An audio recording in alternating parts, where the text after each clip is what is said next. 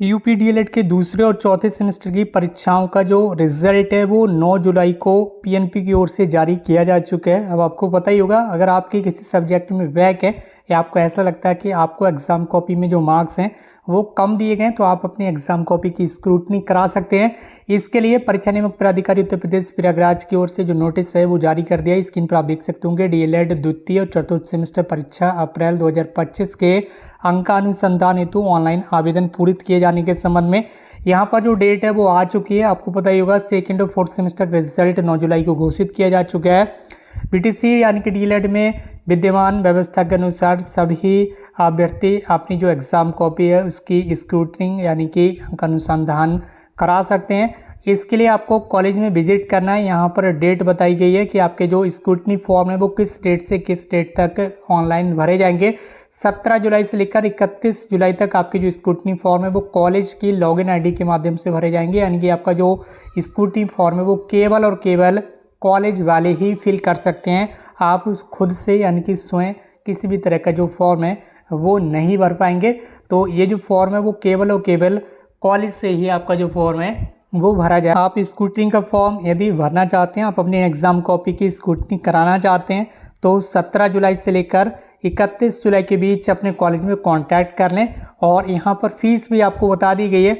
जो फीस रखी गई है एक सब्जेक्ट की, आप अधिकतम 2 सब्जेक्ट में ही स्क्रूटनी का जो फॉर्म है वो फिल कर सकते हैं। मैक्सिमम 2 सब्जेक्ट में, 2 से ज़्यादा सब्जेक्ट में आप जो यदि बैक लगती है आपकी, आप फेल होते हैं तो निश्चित रूप से आपका सेमेस्टर बैक हो जाता है। इसलिए आप केवल 2 सब्जेक्ट में ही स्क्रूटनी का फॉर्म फिल कर सकते हैं।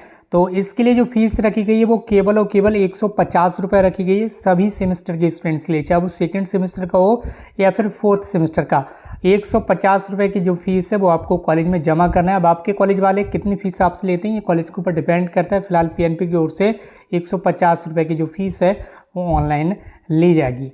तो इस तरह से कॉलेज में जाकर आपको ये फॉर्म अपना फिल करना होगा। वहाँ पर आपको जानकारी देना होगी कि हमें स्क्रूटनी का फॉर्म फिल करना है और वहाँ पर सब्जेक्ट बताना होगा, यानी कि विषय आपको बताना होगा कि किस विषय का आपको फॉर्म फिल करना है। तो कॉलेज वाले जो है आपका फॉर्म फिल कर देंगे, आपसे फीस लेंगे और उसके बारे में आपको कुछ भी अता पता नहीं चलेगा कि आपका फॉर्म फिल हुआ है या नहीं हुआ है, क्योंकि ये सारी जो जानकारी है वो कॉलेज के लेवल पर ही रहती है। आपको कुछ भी पता नहीं चलेगा। बस जब रिजल्ट आएगा तो आप चेक कर लीजिएगा कि आप यहाँ का जो नंबर हैं, जो मार्क्स हैं वो अपडेट हुए हैं या फिर नहीं हुए हैं। कि स्क्रूटनी में मार्क्स बढ़ने के जो चांसेस हैं वो केवल और केवल 1% तक रहते हैं।